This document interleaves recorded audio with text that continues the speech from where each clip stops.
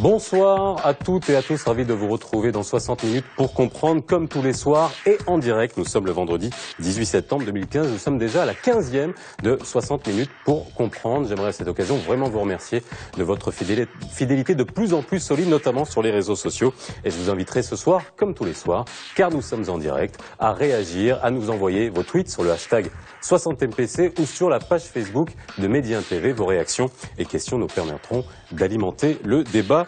Comme d'habitude, comme tous les soirs, vous le savez, nous invitons des experts, des observateurs pour commenter l'actualité nationale et internationale. Et les experts qui ont accepté d'être avec nous ce soir sont Gilles Kepel. Bonsoir, vous êtes politologue, spécialiste de l'islamisme et du monde arabe. Vous enseignez à Sciences Po Paris, vous êtes de passage au Maroc pour une conférence que vous avez animée hier au musée Mohamed VI d'art moderne et contemporain. Merci d'être avec nous aujourd'hui.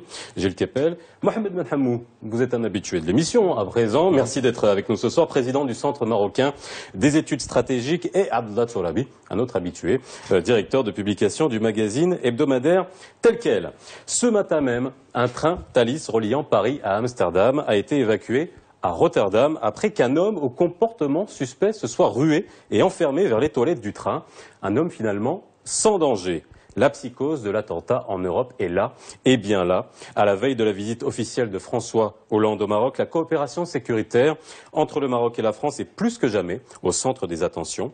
Quelle est la nature de la menace? D'où vient-elle? Comment les services de sécurité peuvent-ils coopérer et la contenir? Comment le Maroc et la France peuvent-ils coopérer concrètement? France-Maroc, une coopération sécuritaire nécessaire? Point d'interrogation, c'est le titre de l'émission de ce soir.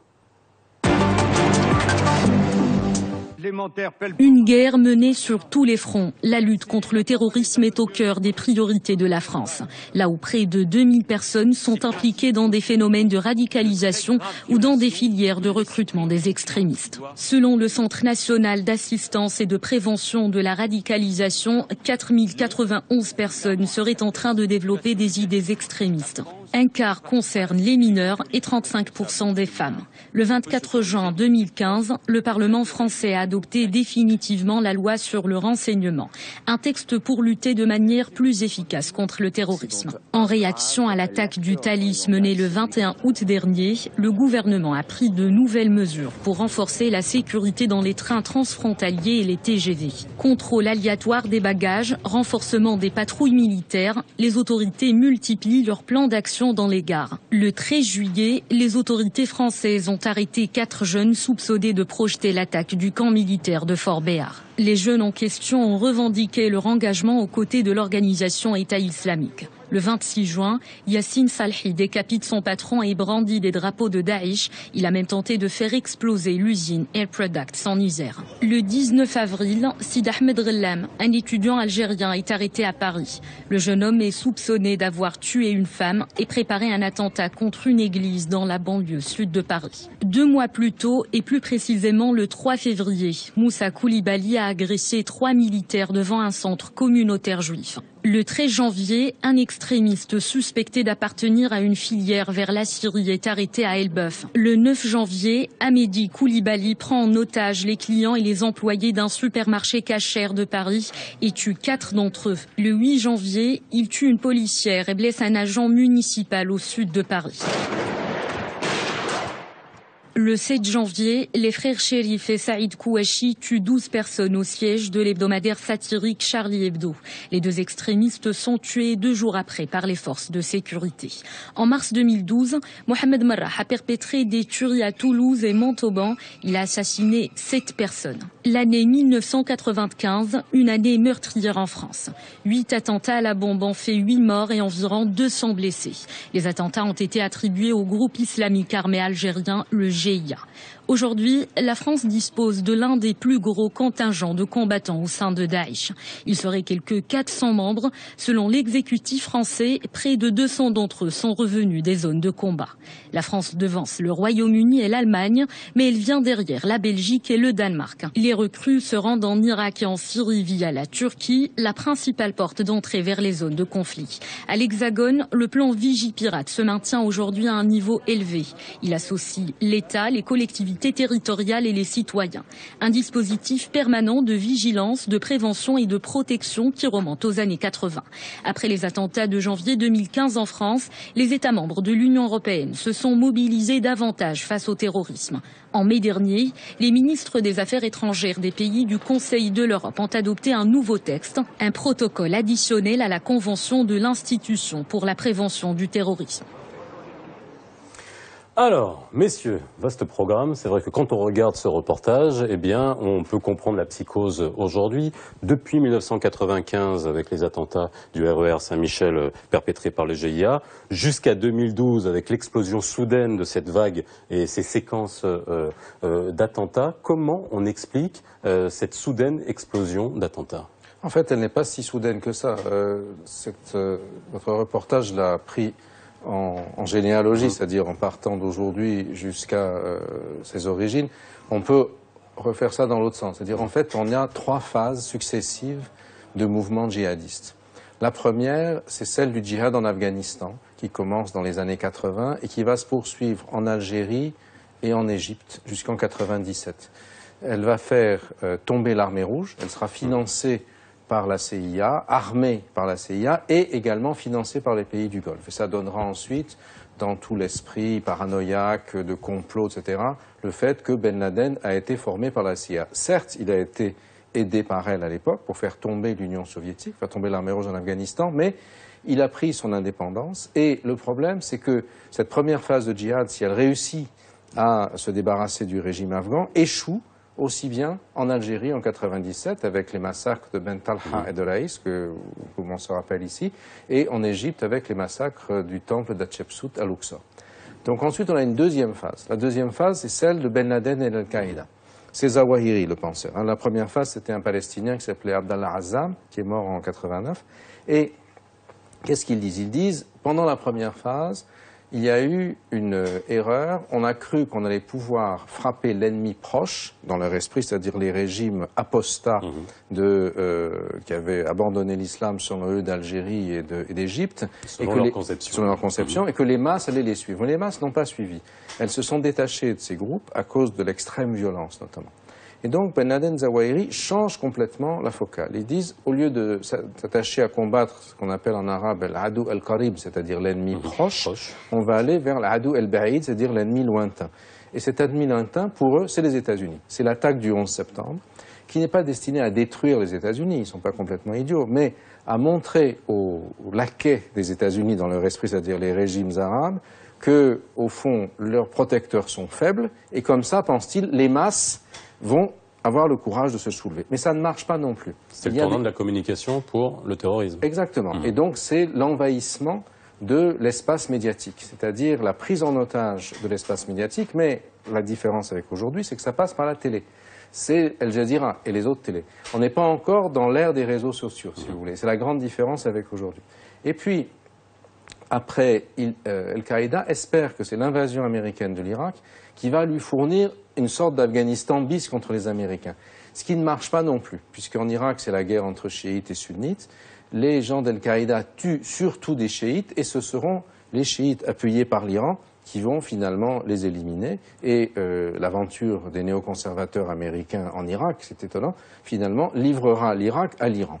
Donc échec aussi. Et là, vous avez une troisième phase, c'est celle qui nous intéresse le plus, qui est celle d'aujourd'hui, qui commence en 2005 à peu près, avec la mise en ligne d'un livre qui s'appelle, en traduction française, L'appel à la résistance islamique mondiale, d'un Syrien, d'un ingénieur syrien qui fait des études en France, Abu Mus'ab al-Souri, et qui explique qu'il ne faut pas du tout avoir ce système pyramidal, léniniste, si j'ose dire, qui était celui de Ben Laden, qui payait les billets d'avion, qui payait les cours de pilotage, et qui donnait des ordres, qui envoyait des exécutants, et qu'il ne fallait pas attaquer l'Amérique trop forte, mais viser d'abord l'Europe, ventre mou de l'Occident dans son esprit, et également faire en sorte que des gens à la base puissent faire des attentats. C'est-à-dire on leur donne voilà, une grande ligne de conduite, et ça sera le premier élément le plus fort, évidemment, ce sera la première réalisation, c'est Mohamed Merah. Et Mohamed Merah n'a pas été pensé, si vous voulez, parce que les services de renseignements occidentaux étaient toujours sur le logiciel d'Al-Qaïda. La France, puisque vous en avez parlé, a vécu 16 ans sans terrorisme, sans attentat réalisé sur son sol. Entre Khaled Kelkal en 1995 et Mohamed Merah en 2012, il n'y a pas d'attentat réalisé. Il y a des tentatives, tous les gens sont arrêtés. Jamel Beral, qui vient mettre des bombes, est arrêté, toujours en prison, etc. Mais à partir de 2005, intellectuellement, et de 2012, dans les faits, le logiciel change et on est dans la situation actuelle. J'ajoute qu'il y a un autre Abu Mus'ab qui a joué un rôle important, Abu Mus'ab al-Souri, le Syrien, et Abu Mus'ab al-Zarqawi, bien connu, le Jordanien qui a été en Irak et qui, lui, a mis en œuvre une politique en Irak qui était une politique anti-chiite, très radicale, qui a été d'une certaine manière excommuniée par Zawahiri à l'époque et qui va donner en fait la base de ce que sera Daesh aujourd'hui. Parce que Daesh est un produit irakien.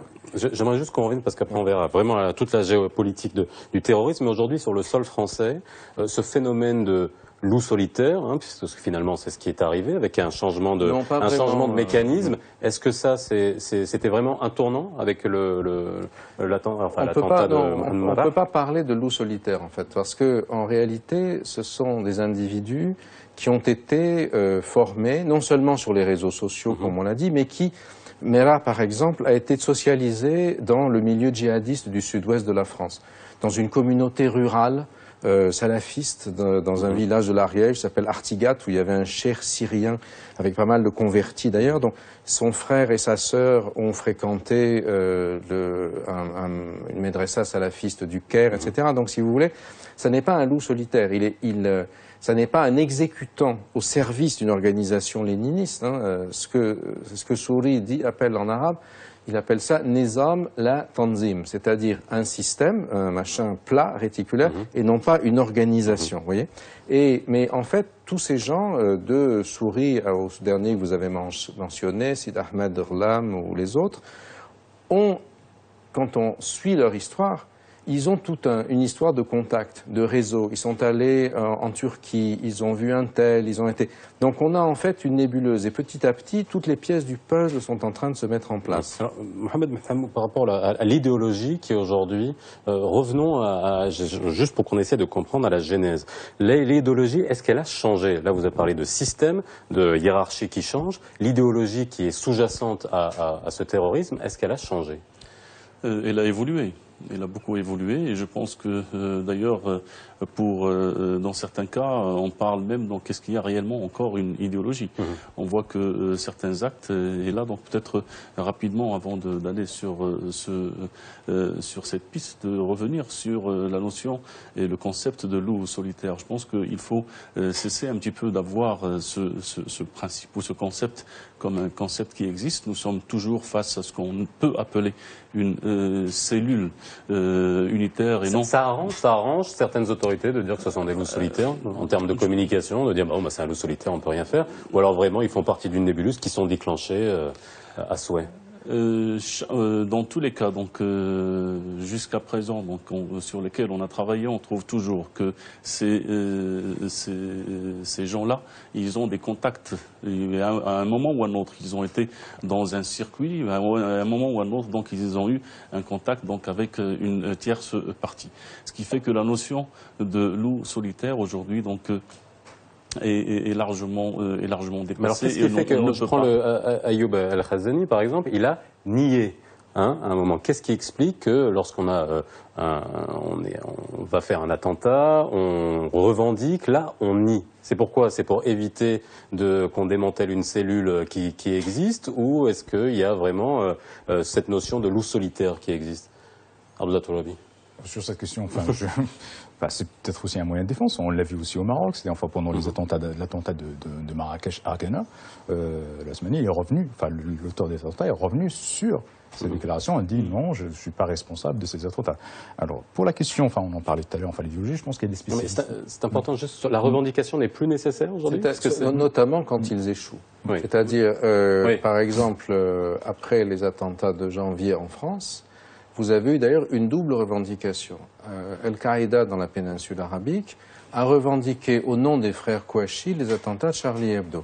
Et Hamedi Koulibaly, lui, avec une vidéo assez sophistiquée, qu'il a probablement enregistré le 8 janvier au soir, c'est-à-dire avant la prise d'otage du l'hypercacher, mais après qu'il a tué la policière, qu'il percevait probablement comme une policière musulmane et donc une apostate qu'il fallait exécuter, alors que la malheureuse était antillaise, n'était pas du tout musulmane. Mais c'est la même chose quand Merah tue les soldats français, justement Ahmad Ben Siaten, d'origine marocaine, et quand il l'exécute, il lui dit « Mon frère, c'est ça l'islam, tu tues mes frères, je te tue ». Il l'appelle Khouya, c'est-à-dire il l'identifie tout à fait comme tel, et si vous voulez, il y a tout ça. Et Ahmedi Koulibaly fait une longue vidéo de 7 minutes où il explique en détail pourquoi les attentats ont lieu, que ça va encore se développer, etc., qu'on va détruire l'Occident et tout ça. Et parce que c'est anticipé comme une réussite. Ceux qui échouent, finalement, ils sont lâchés, ils essayent de s'en tirer. Il n'y a pas d'organisation qui va les soutenir, ils le savent, alors ils se débrouillent comme ils peuvent. Alors, il y a l'idéologie et puis il y a les mouvements qui les caractérisent. Moi, j'aimerais juste pour les gens qui nous regardent, si on pouvait faire un petit, pas un tableau, mais un récapitulatif finalement des gros mouvements aujourd'hui qui sont générateurs de ce type d'individus qui vont perpétrer des attentats. Moi, je pense qu'aujourd'hui, le mouvement qui attire le plus et qui vend le plus, malheureusement, donc c'est l'organisation Al-Baghdadi. Donc c'est celle qui aujourd'hui donc occupe le terrain et bien sûr donc c'est celle aussi qui a donné à la méthode Abu Mus'ab Zarqawi une dimension donc purement donc sanguinaire. Et je pense que c'est aussi donc le mouvement aujourd'hui donc qui a beaucoup grignoté en quelque sorte sur la légitimité, entre guillemets, donc d'Al-Qaïda. Et il est clair que ce qui s'est passé lors de ces 4 dernières années et l'évolution de la situation dans les 2 théâtres syriens et irakiens d'abord, il faut revenir sur la guerre que le régime de Bachar al-Assad a livrée au peuple syrien et l'atrocité donc des images que les différents médias donc ont relatées et la proximité aussi donc de la Syrie, l'accessibilité aussi donc de la Syrie a fait que on a vu d'ailleurs se développer rapidement ce phénomène de combattants étrangers et puisque donc la question donc afghane a été soulevée, juste peut-être pour avoir donc un ordre de chiffres et de dire que durant les 30 années de guerre ou de conflit ou de dynamique conflictuelle en Afghanistan, on a enregistré quelques 10 000 combattants étrangers en Afghanistan. En 10 années, c'est-à-dire en une seule décennie, en Irak, on a eu le même chiffre, 10 000, sauf que donc quand on revient à la situation donc syrienne, en un peu plus de 3 ans, on a atteint les 38 000 combattants étrangers. Donc nous sommes face à un phénomène qui a pris de l'ampleur, mais surtout donc c'est le phénomène aussi donc de l'autoradicalisation.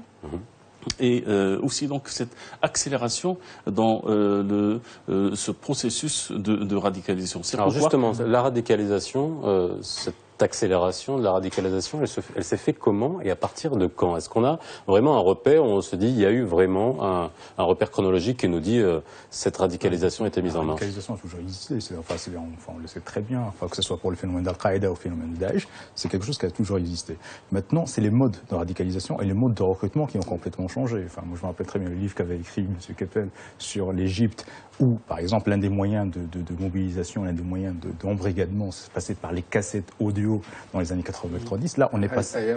Ayyam Zaman, exactement. Là, on est passé à un autre niveau. Et ça, ce serait un petit peu intéressant de retracer cette évolution. Là, le mode de recrutement a complètement changé. Par exemple, prenons le cas un petit peu du Maroc. Oui. Le cas du Maroc, par exemple, pour les attentats qui ont lieu en 2003. Les attentats, ça s'organisait quand même autour d'un groupe qui était territorialisé, qui vivait dans les bidonvilles de Casablanca, et autour de certains cheikhs, autour de certains prédicateurs. Donc il y avait un noyau qui était central, et les gens étaient socialisés dans les mêmes lieux. C'était dans les bidonvilles.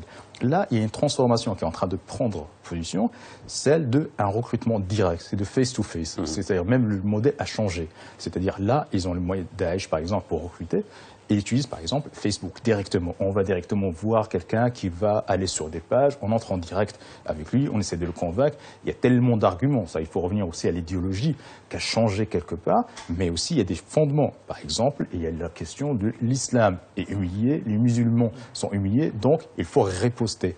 Et là, la Dawla Islamiyya, l'État islamique, qui est territorialisé maintenant, qui a une place, permet aux musulmans de riposter par rapport à ça. Deuxième élément aussi, c'est quelque chose qui est assez intéressant, et quand on regarde par exemple dans certaines zones, surtout le nord du Maroc, c'est un moyen de mobilité sociale. C'est-à-dire envoyer quelqu'un, un vendeur ambulant, qui devient qadi par exemple, ou émir, ou chef d'une troupe, ou voilà. Ça aussi un élément. On regarde par exemple plein d'exemples de la ville de Fnedar par exemple. C'est quelque chose qui est assez intéressant. C'est 1% de la population de la ville de Fnedar, de 50 000 personnes, est partie en Syrie, ce qui est assez inquiétant. Et ça touche des membres de famille qui vont aller ensemble. Donc il y a cet élément-là qui est très attractif. Il y a aussi l'imaginaire collectif qui est travaillé par l'idée du califat. N'oubliez pas que le monde musulman, il y a une blessure qui est historique, c'était la chute des califats en 1924. Et jusqu'à maintenant, il y a certains groupes, il y a même Hizb ut-Tahrir par exemple, qui a été fondé par un Palestinien, qui voulait ressusciter le califat. Là, on est devant une réactivation de cet imaginaire-là. Donc il y a une terre, on reproduit le même geste historique des prophètes et des compagnons, c'est-à-dire l'égir pour fonder, pour fuir une terre d'impiété, une terre de tarot, comme on dit, pour s'installer dans un pays musulman. Donc il y a l'idéologie qui a évolué, mais aussi, oui, il y a des constantes aussi, mais c'est surtout les modes de recrutement qui ont complètement changé, complètement évolué, et ça devient quelque chose de l'autoradicalisation, c'est-à-dire on n'a plus besoin de passer par un prédicateur, par un cheikh, par un maître à penser, on peut aller directement. Il y a des cas, par exemple pour le cas marocain qu'on est, le cas aussi français, pour plusieurs exemples, bien que ça reste, encore une fois, je rejoins ce que disait M. Kepel, il y a toujours des lieux de socialisation. C'est-à-dire, on ne décide pas du jour au lendemain de changer de bord et de rejoindre Daesh. Alors justement, ça ne passe plus nécessairement par le milieu d'un prédicateur dans une mosquée, comme c'était le cas dans la deuxième génération de djihadistes. Parce que ça, c'était quelque chose qui avait été finalement assez efficacement infiltré par les mukhabarat de différents pays, au Maroc, en France, en Égypte, en Tunisie, etc. En fait, ils ont été très pris au dépourvu, les services de sécurité, parce qu'il y a un nouveau business model, si j'ose dire, du recrutement aujourd'hui, qui passe, alors, comme l'a dit Sir Abdallah, par l'autoradicalisation sur la fin, le phénomène du phishing, qu'on écrit PH, etc., qui fait que quand vous regardez un certain nombre de sites djihadistes, vous êtes repéré et on vous envoie un mail ou un texto en disant par ici. Mais après, il y a quand même généralement, on rencontre quelqu'un. Si vous voulez, c'est pour ça que la machine du loup solitaire ne marche pas, c'est qu'il y a toujours du contact et il y a une mise en réseau qui ne passe pas nécessairement par des lieux religieux consacrés. De toute façon, c'est souvent des pères PAIRS, des jeunes entre eux.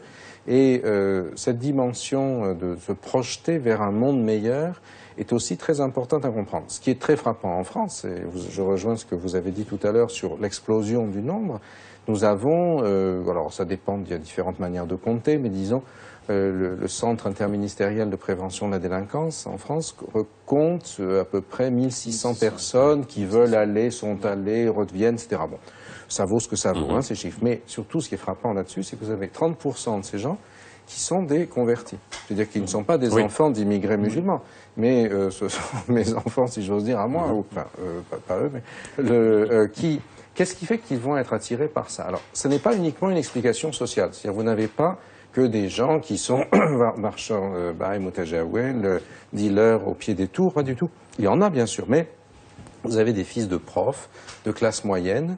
Vous avez des villes comme celle que Sir Abdallah a mentionnée. En France, à Lunel, 25 000 habitants du sud-ouest, il y a eu 25 gens qui sont partis de Trappes. Trappes, qui était le symbole de l'immigration réussie. Jamel Debbouze, Omar Sy, et puis Ernel Kav, merci, le troisième m'échappait. Aujourd'hui, Trappes, c'est la capitale absolue. 83 personnes sont parties au djihad en Syrie pour une ville de 25 000 habitants. Qu'est-ce qui s'est passé? Alors justement, c'est quoi le levier idéologique? Ça a bien changé. Il y a toutes sortes de choses, c'est ce que mes collègues disaient tout à l'heure, c'est-à-dire vous avez cette fascination pour le califat, pour la revanche, pour jouer un rôle social, pour être des héros. Regardez les images des gars sur l'Internet. Vous avez des types qui se sont vêtus, coiffés, etc., un peu à la manière du prophète, à part qu'à l'époque du prophète, il n'y avait pas de battle dress, si vous voulez, ni de Kalachnikov, ni de RPG, mais il y a cette espèce de mystique qui ressemble un peu à des acteurs de feuilletons télévisés égyptiens ou syriens sur la saga du prophète. Et en même temps, ce sont des redresseurs de tort, ils luttent contre le monde mauvais.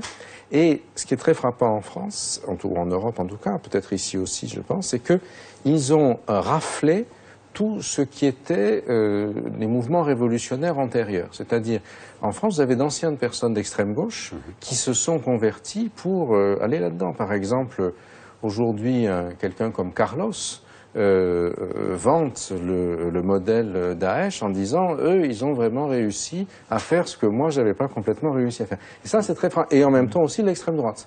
Vous avez un mélange de radicalisme, si vous voulez, qui finalement, Daesh, c'est un peu aujourd'hui l'attrape-tout, vous voyez. Et les filles aussi. Qu'est-ce qui fait que des jeunes femmes françaises vont aller là-dedans, mettre le niqab, combattre, être mariées à un autre combattant dès qu'elles sont veuves. Enfin, il y a tout un système qui nous interroge sur ce que c'est que la société d'aujourd'hui, et pas seulement au Maroc. Je pense justement, donc peut-être pour aller encore un peu plus loin dans tout ce que les collègues disent, c'est que donc nous sommes aussi dans un système de recrutement qui se fait ou qui s'est fait en tout cas donc les 4 dernières années par cooptation.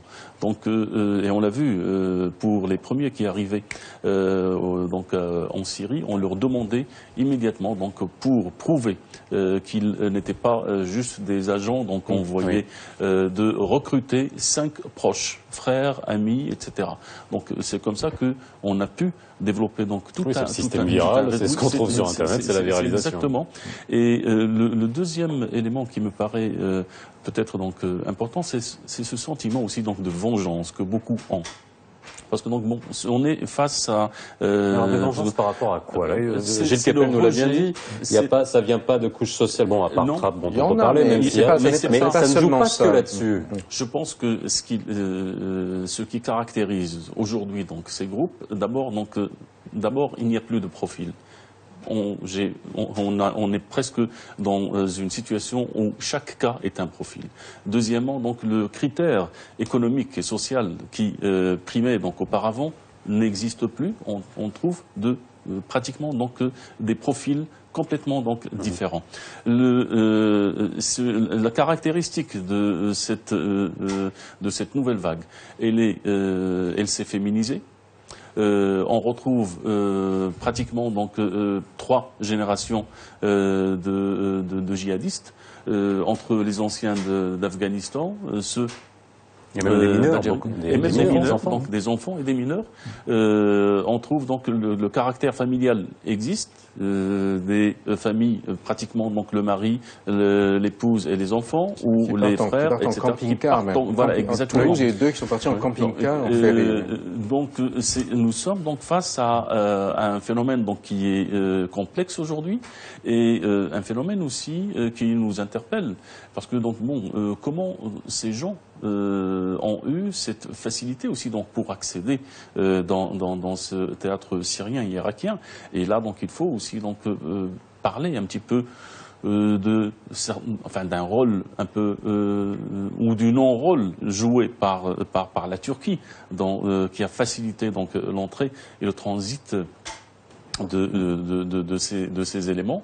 On est aussi donc face à un phénomène vraiment qui a pris une dimension globale.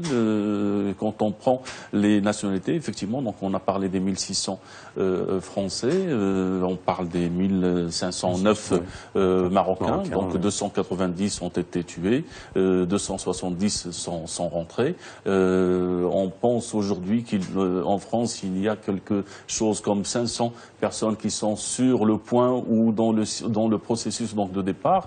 Au Maroc, il y a entre 300 et 500, mais quand on part de l'autre côté, par exemple, donc il y a 1000 Algériens, il y a 5000 Tunisiens, mais 12 000 Tunisiens qui aspirent au départ, il y a 2800 Saoudiens, 1000 400 Jordaniens. Quand on remonte un petit peu dans le voisinage européen, vous avez donc 450 Allemands, il y a 550 Britanniques, il y a 600 Belges, etc. Même donc quand vous allez dans les pays du Nord, vous avez 120 Suédois. La même chose donc dans la Confédération. Alors, je vais vous arrêter. On va faire une petite pause. On va faire une petite pause parce que je vous rappelle qu'on est en direct. Un débat extrêmement intéressant. En tout cas, je vous écoute beaucoup d'expertise. On revient juste après la pause et on parlera. Bien sûr, j'ai des tweets à vous lire pour vous faire réagir. À tout de suite.